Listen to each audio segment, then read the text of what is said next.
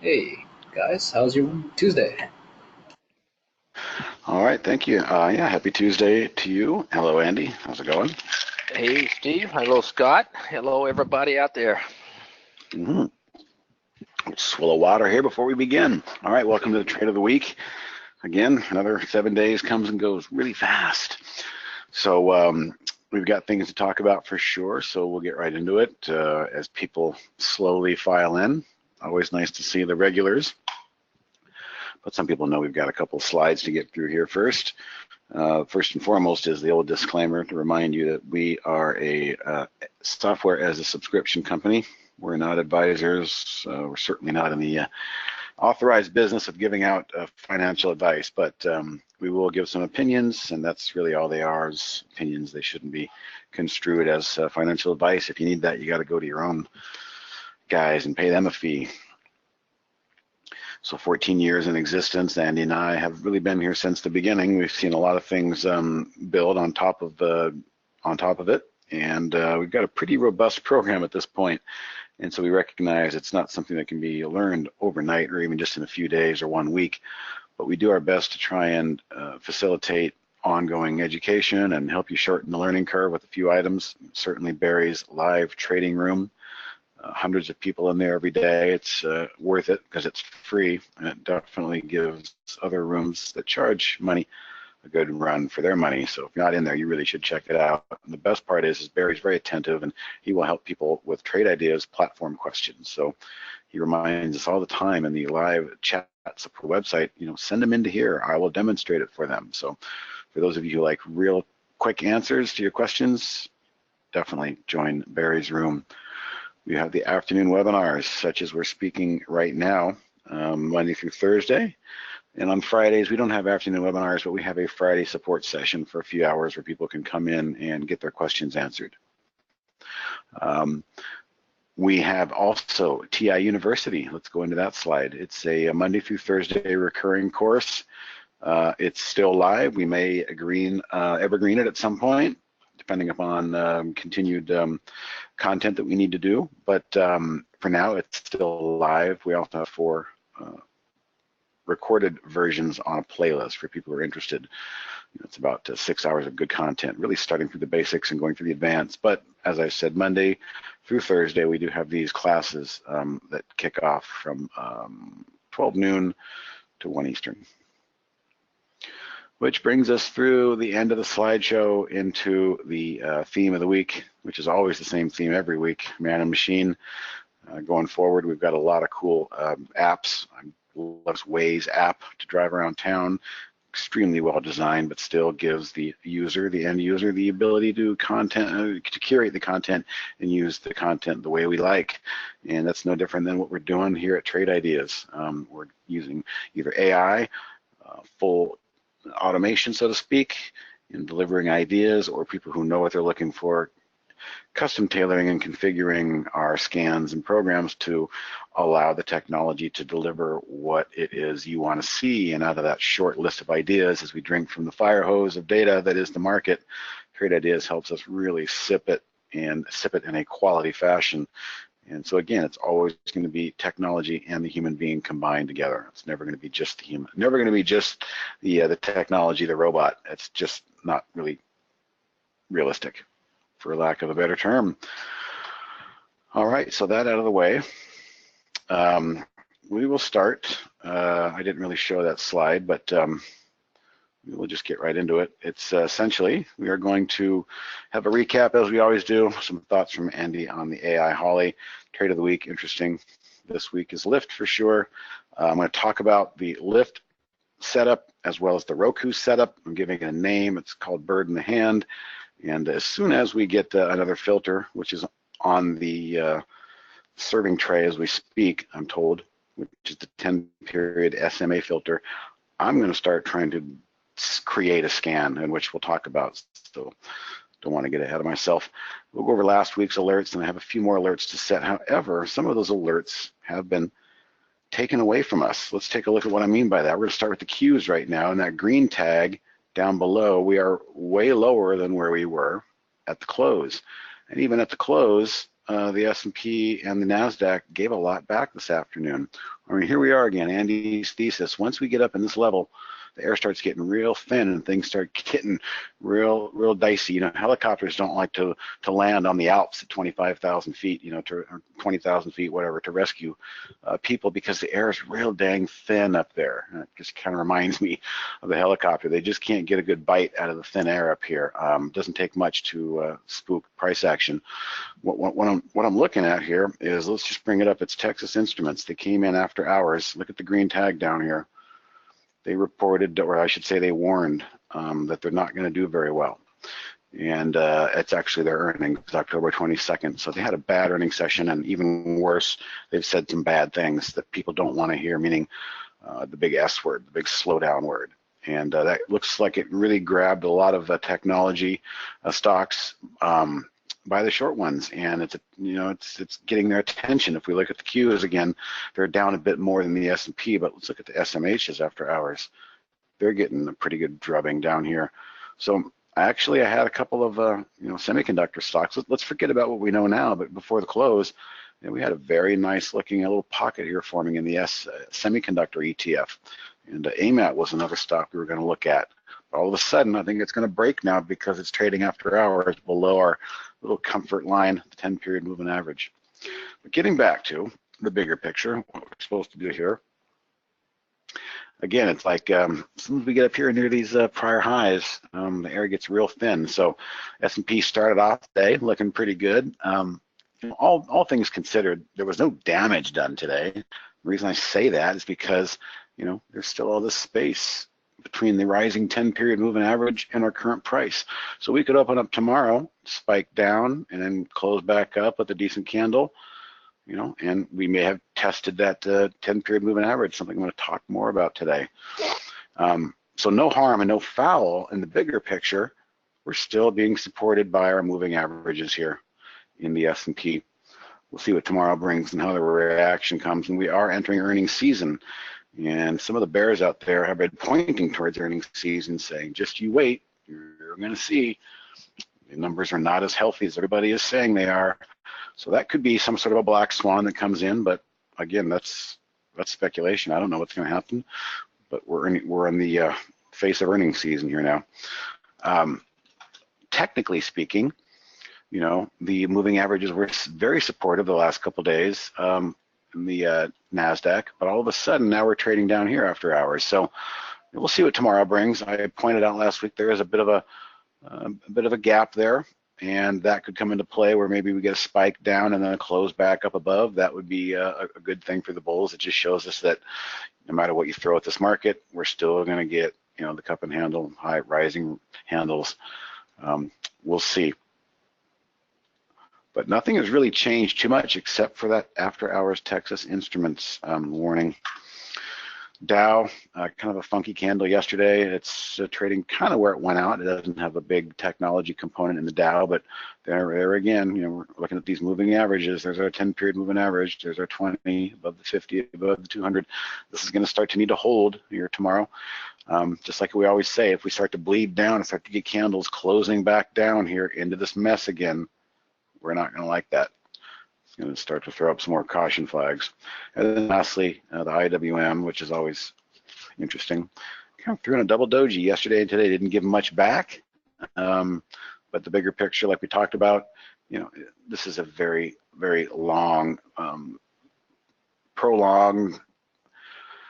pronounced is the word I'm looking for, long range here in these small caps. So as I mentioned yesterday in Jamie's discussion, if the markets do find a way to go to highs and stick above highs and that thinner air up top and get acclimated like Sherpas might do, well, the big billion-dollar fund money managers are going to look for some ways to start getting separation. And the only place that I see where there could be real separation to be achieved right now would be the small caps based on this incredible long range. So as it is right now, nothing to talk about other than we're just sitting here in no man's land. But if we look down the road and we start to get some closing prices above that range, that is going to be one of the most significant events that I will certainly try to highlight and make sure nobody misses out if and when that happens.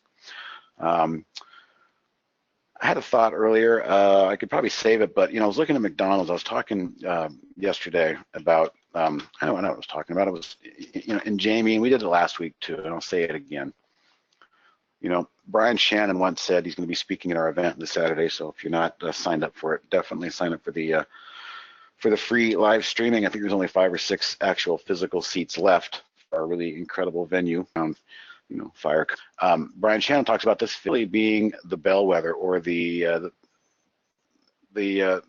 temperature of the thermostat of what is a stock doing.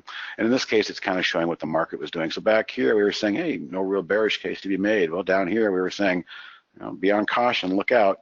Back up here above these moving averages, happy and good, go lucky again, and then back down under the 50. Be careful.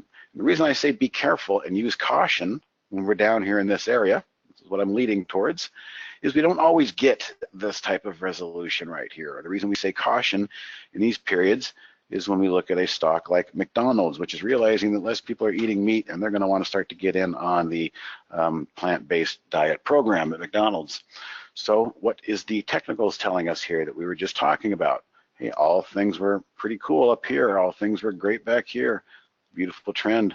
Everything was above the 50-day moving average. But what happens? This is looking eerily like, well, not eerily, this looks very familiar to what we had in the S&P and the NASDAQ last few months, where anything under the 50-day moving average, we say use caution because it doesn't always resolve itself back to the upside like our juggernaut market seems to want to do. This is more often the case when we see this type of action. So when I saw McDonald's today and how utterly obvious it was for the tale of 2 tapes up here and the other side of the mountain down here on the other side of this 50-day. I mean, you can really see a test, and failure. Didn't even get close to test. This is why Brian Shannon likes to just say, if you're going to pick one simple moving average in the bigger picture of things, use the 50-day moving average because it kind of tells the health of a stock. And we were being warned here that the health of McDonald's was breaking. And this was the day that it lost it right here. Closed below the 50, and look, it never got it back. It tried twice. That double failure probably should have been a pretty good tell if you were somebody who wanted to jump on the short side and be a contrarian over there at McDonald's. So I didn't want to lose that thought once I had it, Andy, but anything you want to add? Yeah, I think very good job, Steve. And like always, every time we get up here close to highs, it just seems like we run out of steam, and that narrative continues. And I think you really got to be careful here because look what we have today, and we have what's called a dark cloud cover. You basically, Steve will show it for you there. You have the prior candle, the green bar with a dark cloud cover. And if you go back, Steve, in time, I think you're going to see a very similar candle to this one. I think you may have to go back, maybe keep going. Well, there's one right there, but going back to the end of July,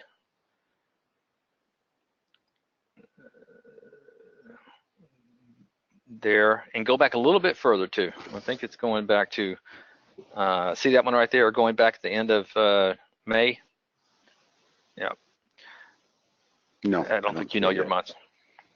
I think I know my months. Go to 5:30, 5:30. No, you're in, oh, I'm sorry, my bad, end of April. I don't know my months. Let me do this. Let me zoom in backwards. There we go. I'm going to go backwards like this. All right. What am I looking at? It'll be 4:30. There we go. There you have a dark candle. Anyway, a lot of times when you see this, this can be the start of a down move, especially when you're like at the top of ranges like this.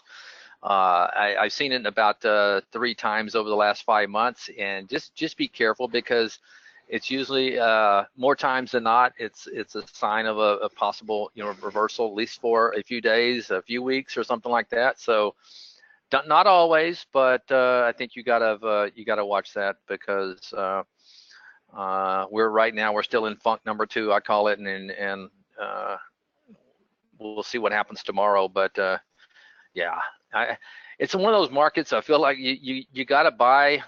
You gotta buy the. I hate to use the overused cliches, buy the rip, sell the dips, and all that, but it's kind of what this market is. I know in our little fund that we're trading, I sold a lot of stuff today, and it just felt like the thing to do. And but anyway, no, you're right. You're right. I think those moving averages are very important. We're probably going to test them tomorrow and see what happens. But boy, it'd be nice to some point get out of this funk. Mm-hmm. Yep. All right. Well, I'll steal it for a few minutes and go over Holly. Okay.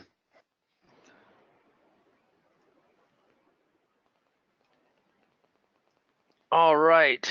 Let's pull up the spiders first and see what Holly had to work with today. And really, I thought she had a pretty good day, all things considering. Market gap up, typically difficult for any strategies, especially with Holly when they're designed a lot of times for not a big gap up, but enough to maybe throw off some of her configurations. And then slop around all day, and then we finally kind of give it up there in the last 2 hours. So that's what she had to work with, and really all longs except for one short. So all in all, if you look over here, 16 trades, not a lot of trades. If you were to buy 100 of every alert that Holly spit out, you would have made $164. You can put the pen and paper to it to figure if you had bought 1,000 shares. So not a bad day from Holly at all. And if you look here, I have every trade pulled up here. You can see that in risk off, she performed very well. Majority of them are green. You got a couple of bad ones down here. I will say this, Cure was one of the later trades in the day, and that's about where the market started to really drop off. So if you're trading this and you're watching the market, you know, I would not hold on all the way to the stop. So this is why, guys, we always say it's man and machine, okay? Use a little common sense. Holly fires off alert, and you see the market starting to roll over, you know, maybe you just want to get out, save yourself, go into reduced risk before Holly even does sometimes.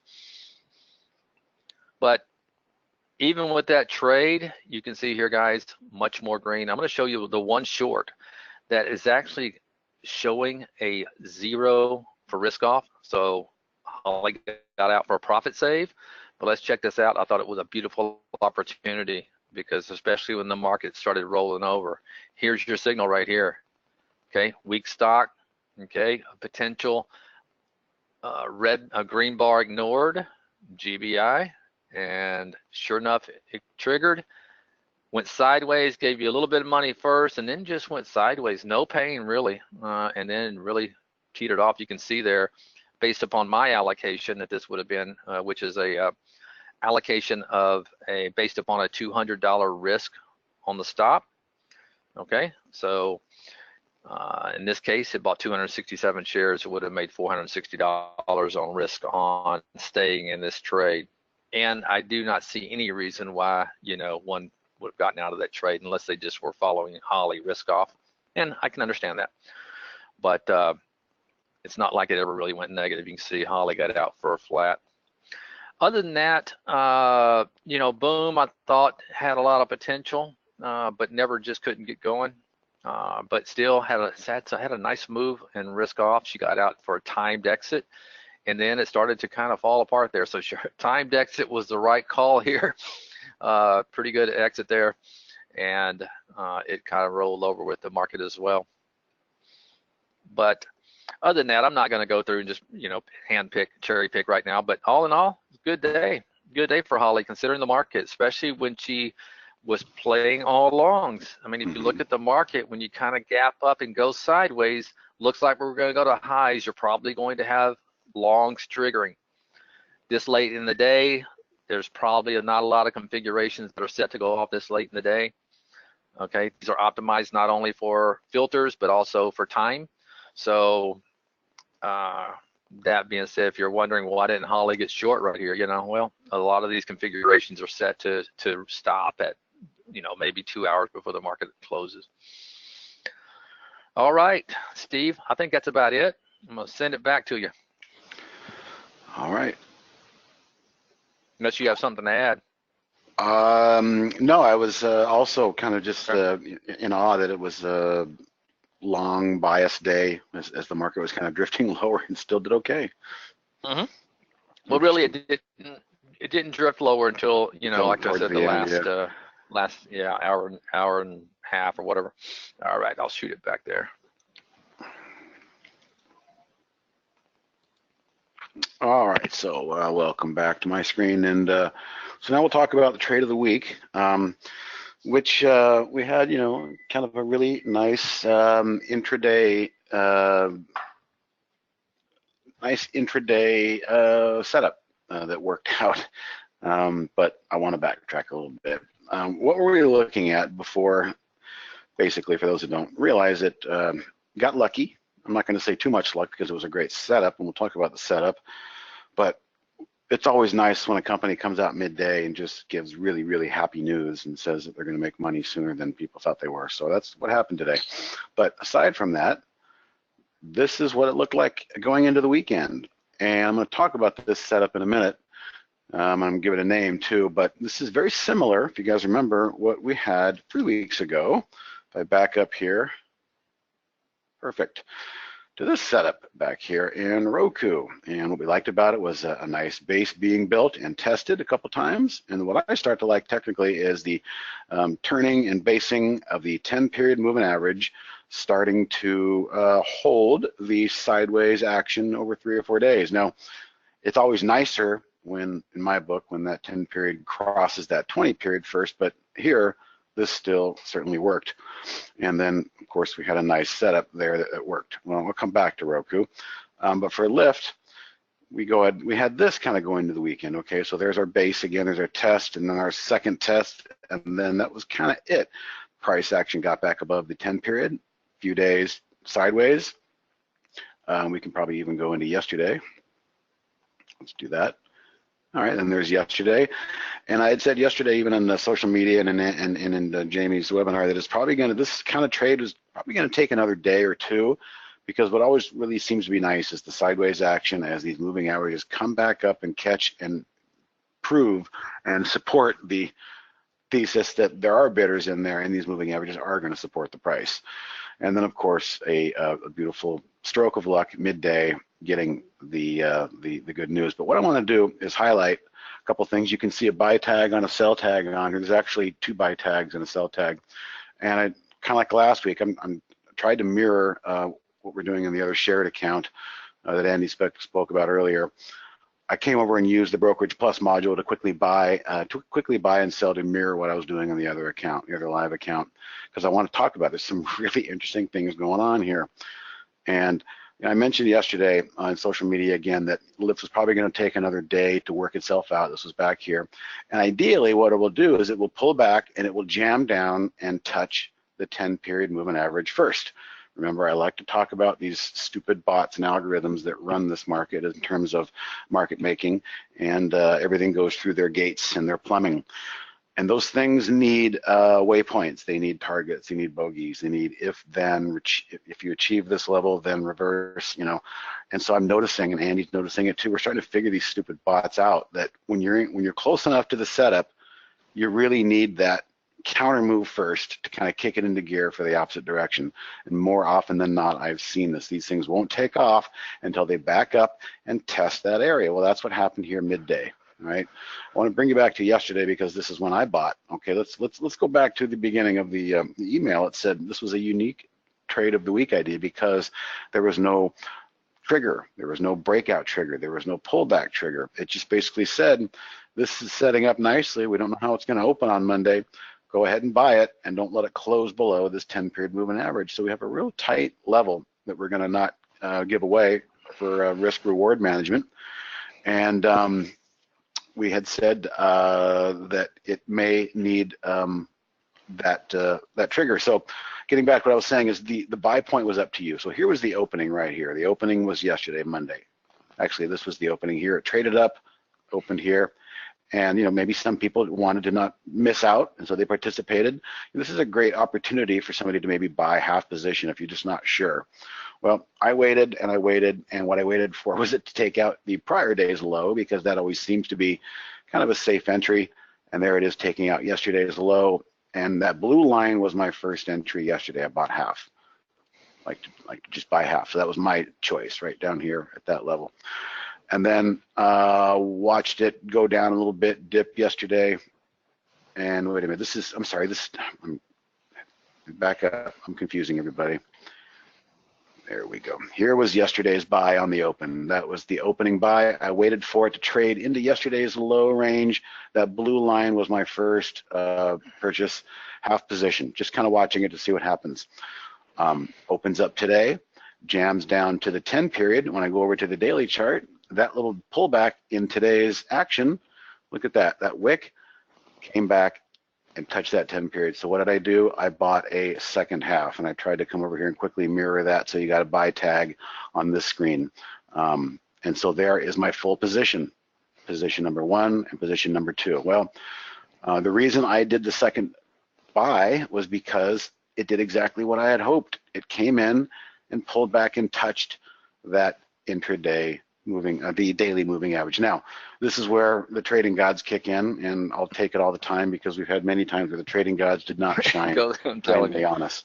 So, more times than not. But at the same time, there was every reason in the world to be positioned exactly the way I did. I loved it. I realized I probably got in a bit too soon on that yesterday buy because I was telling myself, Steve, you know, these things never really want to go until they touch that 10 period. So you're either going to wait an extra day or you're going to suffer a little bit of price action that goes down. And if it does, that's where I want to pick up my second half. So I stood clear to my game plan. And yes, it worked. It worked beautifully. Now let's talk about the flip side. You know, and Andy watched this in real time. You know, I was doing a webinar and Andy's like, do you want me to sell some for you? And I said, no, I want to just hang on to this one a little bit. Oh no, I just locked up. I've been locking up a little bit today, Andy. I got to wait for this to work itself out. I'm not liking this. There we go. Maybe it's the new version. So as the price was moving higher, the first thing I said to myself was, well, I bet you anything those darn sellers are going to jump in there at the 50 period moving average because that's just what these stupid bots do. And this is going to be their bogey. It's going to be their target. And sure enough, look at that. It was 45.31. The 50 period moving average. I sold some at 45.25. The buy tag indicates 45.0. Sell tag indicates 45, but close enough to where you can see what I was thinking here. All right, we talked about moving day. This was definitely moving day. And when you get 10% on moving day, I'll take a little bit off the top any time of the week. So a 1/3 position. And by the way, it was put out there way ahead of time. I put it out there and turned my back and just let the price come up and hit it. And wouldn't you know, the high of the day was about 4 cents above the 50-day moving average. And this is where the stupid bots realize this is the time to probably turn around and start selling, or who knows why, but this is the level that people look at, and that's the level I chose. And it was a pretty good spot to unleash a third. Now, I think tomorrow is going to have some follow-through. Remember, moving day should have a day and a half of follow-through. I expect some follow-through tomorrow because a lot of people are going to come home that weren't aware that this happened today. Maybe some short sellers need to get out tomorrow. But when you get that far ahead of yourself, and that's, you know, I'm not really turned off. I'm not really deflated or disappointed, I should say, about this little afternoon sell-off. That was still a pretty darn good move. And we got some of the sale off exactly where we wanted to. So there's really no reason to sit here and kick yourself about, you know, the way the trade was managed in that particular fashion. So I expect some follow through tomorrow. You know, this is kind of a game-changing news event, really. Look at the volume candle on there. Ideally, I'd like to be able to see a couple trades above and closes above the 50-day moving average and still have a third or a half of a position maybe to work with that and see if we can do so. But this is about as textbook as I think we could have demonstrated, guys.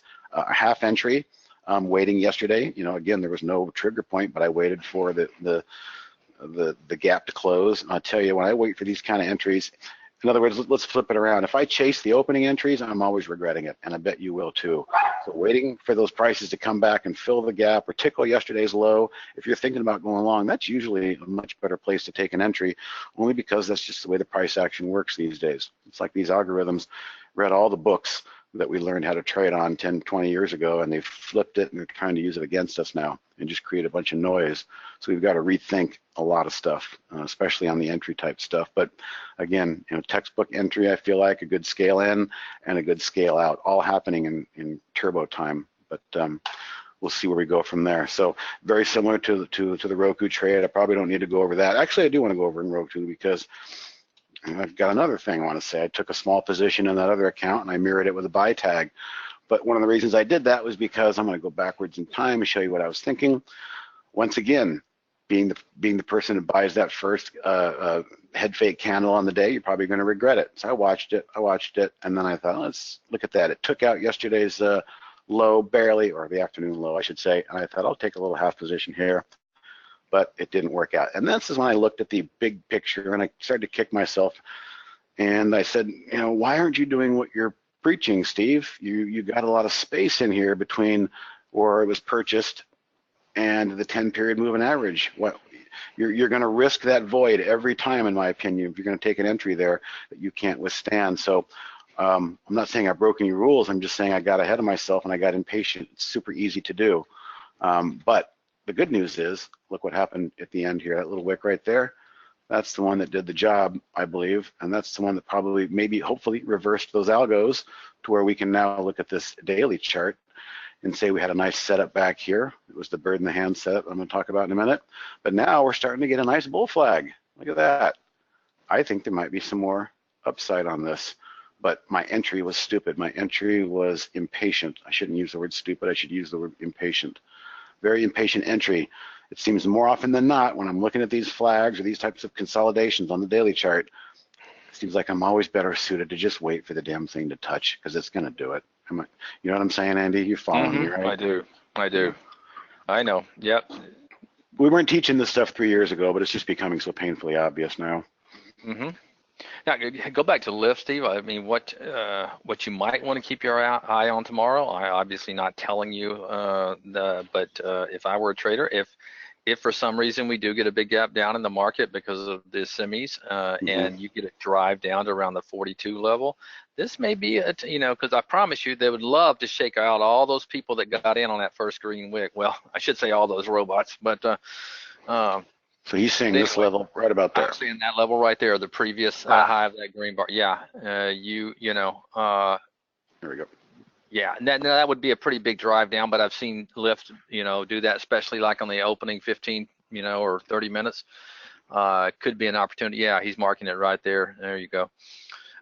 You could watch for a pullback on that one or something like that. I would love to, and I'll be watching, sure, for sure. If you're lucky enough to get that, I'd be a buyer. Yeah, it would be. But like I said, I've seen them throw elbows with those stocks a lot, and ironically, I was in Lyft the other day, made some good profits on it because I bought it a lot earlier in the count on that first bar reversal, and luckily I happened to still be in Uber today when it took off with Lyft, so that was kind of a nice one. Yeah, I wasn't looking too good when it happened either, but stay patient because I know how these elbows can be thrown. Lastly, this is the 2 out of 3 weeks. We had X last week, which is technically in play. Oh, I didn't even really see that at the close. I lost track of it. Look at that. Jammed down. See, just the reverse is just the reverse on this one. You chase that opening bar to the downside. Everybody that shorted that opening bar, what the heck just happened to me? So, don't trade in the same direction as the opening bar. Just don't do it. Just wait for 20 or 30 minutes and see what becomes of it. So back to the big picture, there's no reason to get out. The way the trade of the week went for X is that, there's your stop down there. We're kind of slowly in and out of the money. This is basically our range right now. So X is basically a hurry up and wait situation. There's no reason to get panicked. There was no reason to get out. You'd kick yourself if you got, these are the worst, when you sit in these things and you go, man, this thing hasn't done anything for 5 days, and then you get out, and it's always going to be the next day the trading gods punish you and show you why you should have been patient. So what I'm saying is there's no change in the plan here. It's just a big base it's hopefully building, and hopefully we'll come out of it like we've done in some of these other bases. So all right, so that's it for the trade of the week. What I do want to do is go back to Lyft again and just kind of highlight what it is, and I'll predicate this by saying Brad is at Trade Ideas. He's very close, probably a day or two away from releasing the 10-period SMA, the thing that I just talk about incessantly, and it finally got its due in the priorities queue of development. And so with that, now that we have a 10-period moving average, I'm going to start working on a scan, which I'm going to call bird in the hand. And bird in the hand, I used to call it the launching pad back in the day, but I like bird in the hand because it just seems to illustrate a little better what's happening. You can go back to Roku again.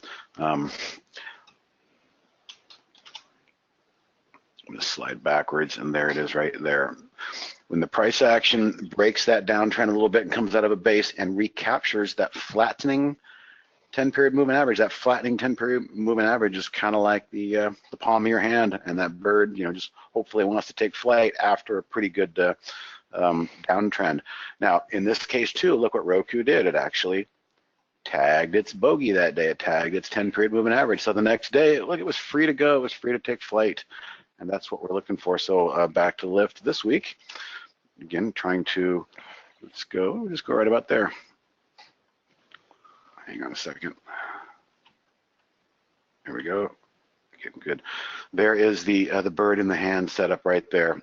Even better that it crossed the 20, but it doesn't need to. So what I'm going to try and scan for in the future, probably be looking for, position in 30-day range won't be that great. Probably position in a 60-day range won't be that great.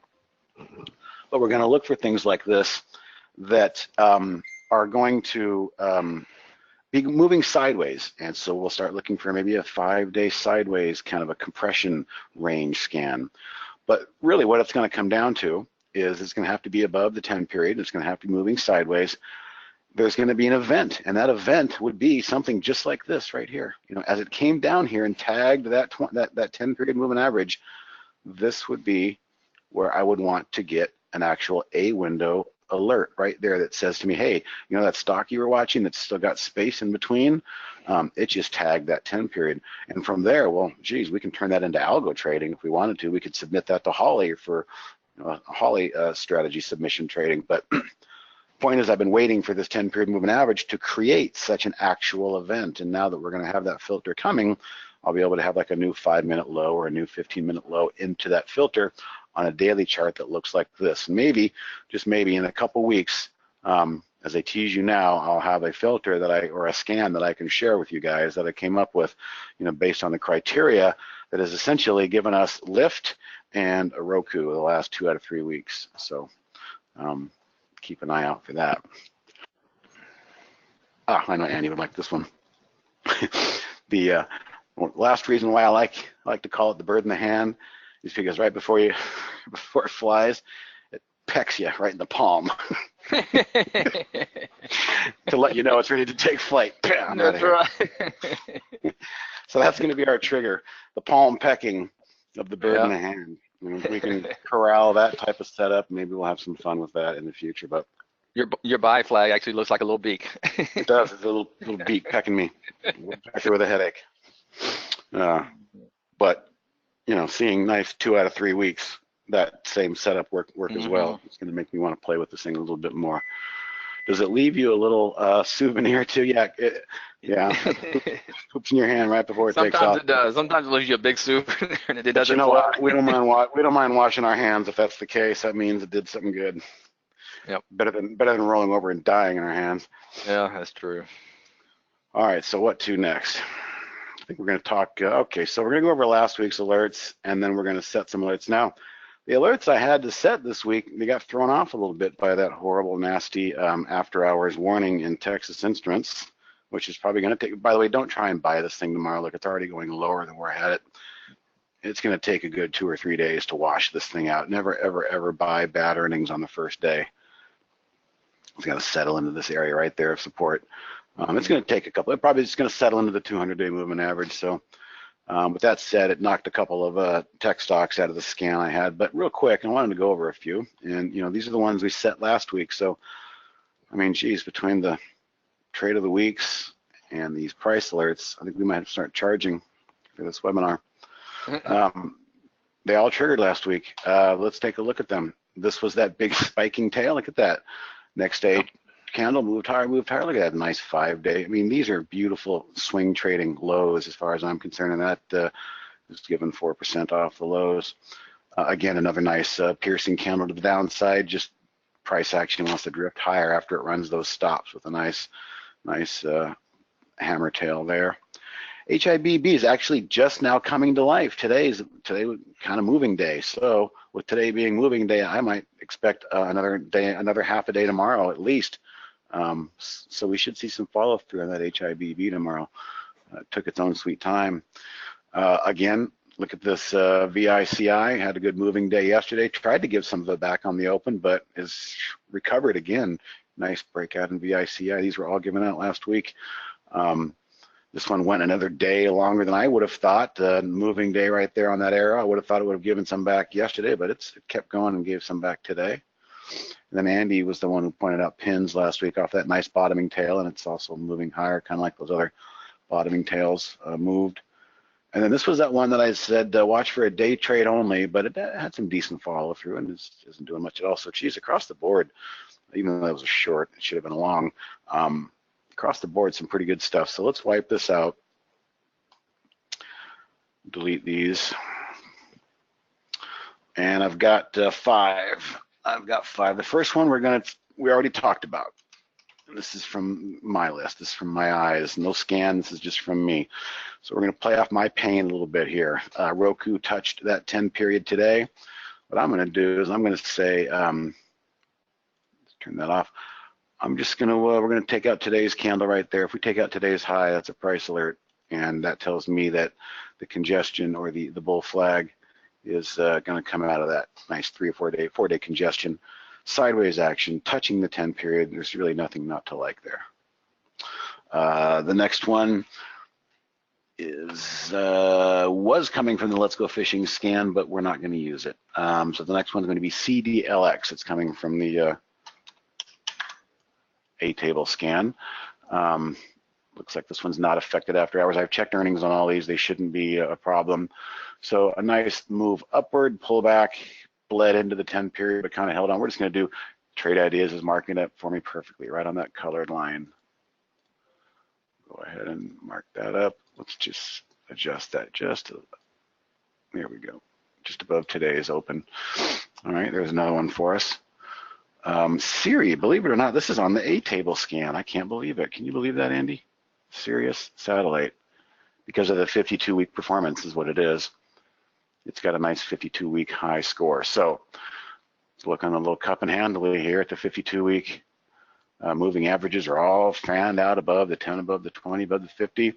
I'm just going to use today's high, and it might be, I will say though, what has it not done? It has not touched the 10. So you might want to see this one touch the 10. Let's actually put that in there. Let's edit this alert and remind everybody.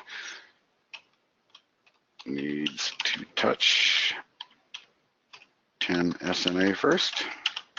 Maybe, maybe not, but usually they do. All right, I've only got 2 more for you. And the other one's at the very top of the heap on the A table because of the short float. And I just don't know, I'm gonna ask Andy's help on this one. How would you mark this one up? I'm thinking maybe even a pullback onto the fast line, maybe for this one, I don't know. Yeah, I think that's probably a good idea, Steve, because you could take get out it yesterday's tomorrow. low. Yeah, right yeah. So that would be 182.60. Yeah, that's going to be right in line there. So let's just throw that right in the gap. And we're going to remind people this is a pullback entry. So use a little caution on that one. It's not going to be a short. It's going to be a long. And we'll click OK. Lastly, NWL. I forgot where we got this one. But I like what it did on the open. It did the flash crash into the open, filled the gap. Moving averages are all fanned out nicely. But I'm not really sure. I think we're just going to use, we'll just use yesterday's high. We'll try and keep this one as simple as possible.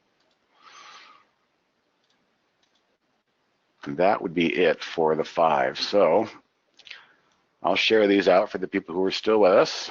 I'll pop it into the chat window, and then we'll bring in Scott, unless Andy has anything else he wants to talk about before we leave.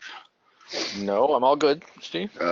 Price, alerts, and paste. I know Scott's got some place to be this afternoon, so we'll go ahead and say, there you go, everybody. You're welcome, friend. David does, yeah, we already answered that question. So, all right, that's it for today. I hope to see some of you guys on the live stream this Saturday at our big event. And we'll go ahead and put those in the chat window if you want to grab those price alerts. They're in there. And I'll bring up our slideshow here, and we'll call Scott back for some announcements. Yeah, hey. So our summit is this Saturday. There's just a couple tickets left, and the ticket sales end tonight. So if you decide you want to meet us in person on Saturday morning and all day with the great speakers, snag those last ones. Go to tradeIdeas.com/summit. Use that code. Save. The rest of you just watch us online. It's free. Sign up, and then you also get links to the recordings immediately after the summit, so you can watch it maybe on Sunday or Monday. But if you can tune in on Saturday, go to trade-ideas.com/livestream, put in your email address so you get all the notifications about how to watch and what time things are, and you get the immediate follow-ups afterwards with the link to the replay of it. We have a series of ebooks that are out. Both Steve and Andy contributed chapters. These ebooks also have cloud links that you can import into your Trade Ideas layouts. Each one's they're organized by topic. Each one's got 2 chapters, so get them free. Trade-ideas.com/setup. The podcast comes out just about every Friday. I think we're going to skip this Friday because we're prepping for the event, but you can check out last week's episode. Trade Ideas Podcast is the term to search for, and add us as a subscription, and then you're ready for the next one, and you can check out all the archives. We have a promo code, Save on Ideas. It's good for the rest of this month. Use it to save 15% off your first month or year of Trade Ideas. Standard subscribers also use this to upgrade from your account management section of the website. Follow Steve on Twitter at TodayTrader. We also have @Trade Ideas, @QuantBot, a couple other handles too. Facebook.com/Trade Ideas Pro is the place to like us on Facebook, to share the stuff we post with your friends. Info@TradeIdeas.com is the place to send all your questions, because that goes into our help desk software and goes to the right team member to help answer. We recorded this webinar, and we're going to have the recording up later on tonight or tomorrow, so keep an eye out tomorrow for that email reminder from GoToWebinar with a link to the playlist. Thanks, Steve. Thanks, Andy. Thanks, everyone. Have a good afternoon.